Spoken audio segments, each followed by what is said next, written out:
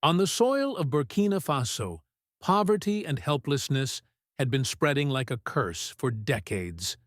In nearly a third of the country, there had never been a single clinic. Entire provinces had gone 10 years without seeing a doctor. Women gave birth in darkness.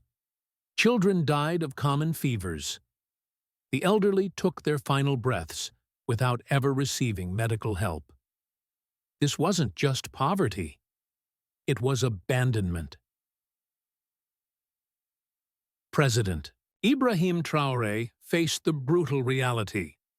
What if your own mother had an epileptic seizure deep inside a forest? No doctor, no medicine, no phone, no ambulance.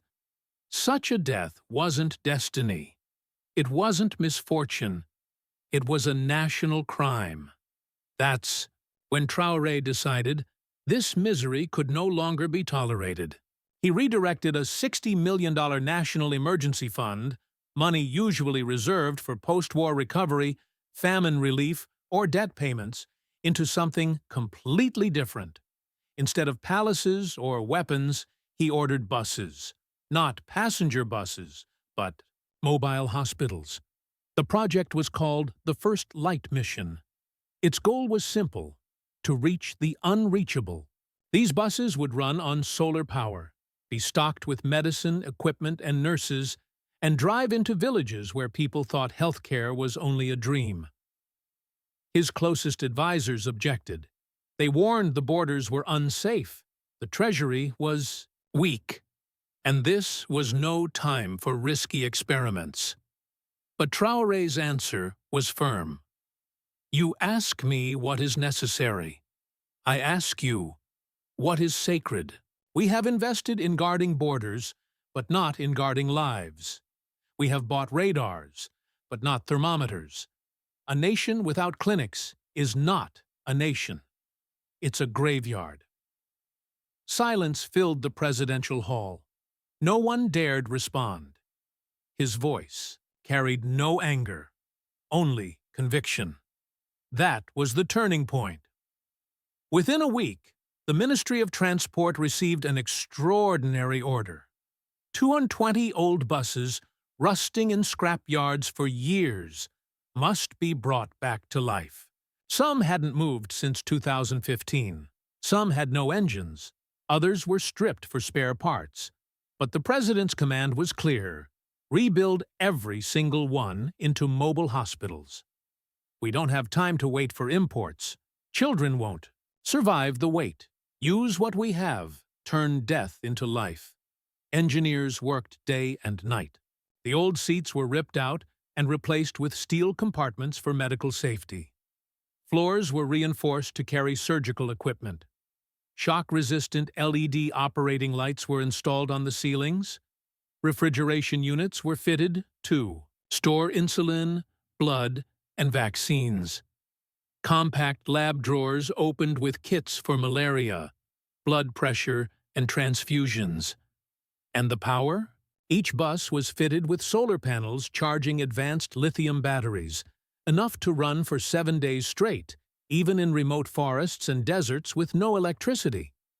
When the first bus rolled out, painted white with a red crescent on its doors, people could hardly believe what they saw. From the outside, it looked like any ordinary bus, but inside, it was a fully functional hospital. One doctor whispered, "It feels like life itself has been put on wheels." Each bus carried a trained driver, a nurse, a technician, and a rotating doctor. Together, they could test for malaria, TB, and high blood pressure, provide vaccinations, and even perform small surgical operations. Critics scoffed. International observers dismissed the plan as unrealistic. Some said the buses would break down within months. Others argued the costs outweighed the benefits. But Traoré refused to listen. For him, the real question was simple. Do we wait for foreign NGOs to save us, or do we save ourselves? When the first mobile hospital reached a remote village, people rushed to it in disbelief. Children ran alongside it. Women peeked inside, stunned to see doctors with stethoscopes, machines beeping, and medicines neatly arranged. For the first time, expectant mothers saw their babies moving on ultrasound screens. A village elder, with tears streaming down his face, said, "We thought the government had forgotten us. But this bus reminds us we are still alive." The mission didn't stop at medicine. It brought dignity. The buses traveled across broken bridges, muddy swamps, and rebel-blocked roads. Volunteers carried planks on their shoulders to rebuild makeshift crossings, just so a white bus of hope could reach one more village. In one case, after rebels destroyed a road, the team drove 3 times the distance on rough jungle paths to reach a pregnant woman carrying twins. When she saw the bright lights and doctors inside the bus, she cried, "I thought I would die, but you came like angels." Traoré had instructed his teams, "You are not just doctors, you are messengers of hope. Show the people they are not forgotten." Within 3 months, 810 staff members, including doctors, nurses, and health workers, 60% of them women, were deployed. Women were chosen deliberately because Burkina Faso had one of the highest maternal death rates in the world. Female health workers not only helped mothers give birth safely, but also taught girls how to protect themselves, maintain hygiene, and build healthy futures. The results were staggering. In just 90 days, over 13,000 patients were treated. 740 women gave birth safely inside those buses. Doctors performed operations under solar lamps, and when storms cut the power, they used flashlights. Nurses saved lives with nothing more than skill, sterile tools, and faith. Most astonishing of all, malaria deaths in the areas covered by the buses dropped by 62% in only 3 months. When Traoré read the report, he said, "These are not numbers. These are smiles of children. Futures we have stolen back from death." But the true revolution was not in the statistics. It was in the mindset. Villagers no longer accepted illness as fate. Mothers learned clean water could save their children.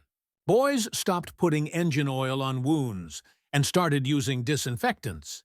People began to ask questions, and questions meant the chains of silence were broken. The first light mission had done more than deliver health care. It had delivered dignity, education, and confidence. Old rusted buses, once symbols of decay, had become convoys of life. And that, perhaps, was Ibrahim Traoré's greatest achievement. He put life on wheels and drove it to every forgotten doorstep in his nation.